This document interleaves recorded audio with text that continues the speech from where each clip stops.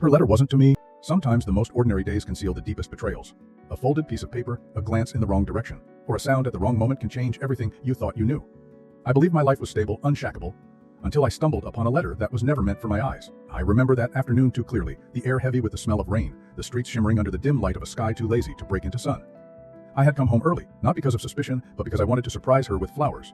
The door was ajar, unusual but not alarming, until I noticed the folded piece of paper slipped halfway under our bedroom door.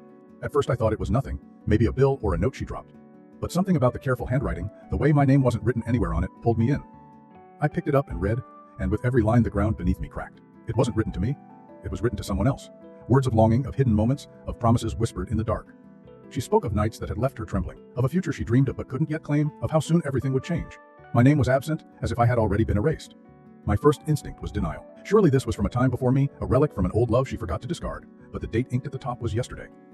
Yesterday, when she told me she was working late. I felt my chest collapse in on itself. The flowers slipped from my hands, scattering petals across the floor like the remains of a ceremony that never happened. I stood there for what felt like hours, reading and rereading, the words carving into me deeper with each glance.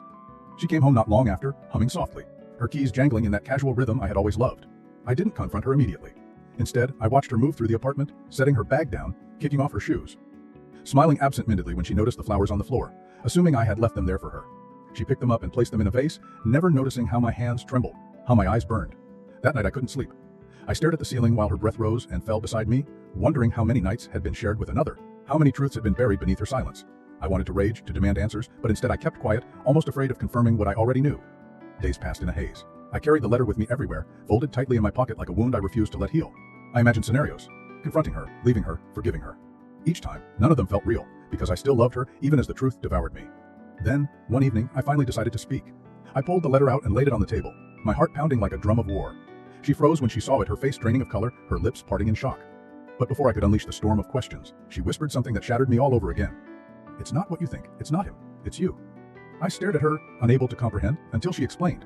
The letter wasn't a confession of betrayal. It was a confession of escape. She had been writing to me all along, not in the present, but in the future she hoped for, a version of me she wished could exist. The man I used to be, the one she said she was losing. She was in love with the memory of me, and she was preparing herself for a life without the person I had become. That was the moment the twist struck harder than any betrayal. She hadn't cheated.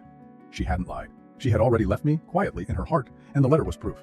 I thought I was the one betrayed, but the truth was crueler. I had been forgotten, not by someone else stepping in, but by the ghost of who I once was. And there, with the rain starting again outside, I realized the worst kind of loss isn't when someone loves another. It's when they stop loving you, and you never even noticed until it was too late.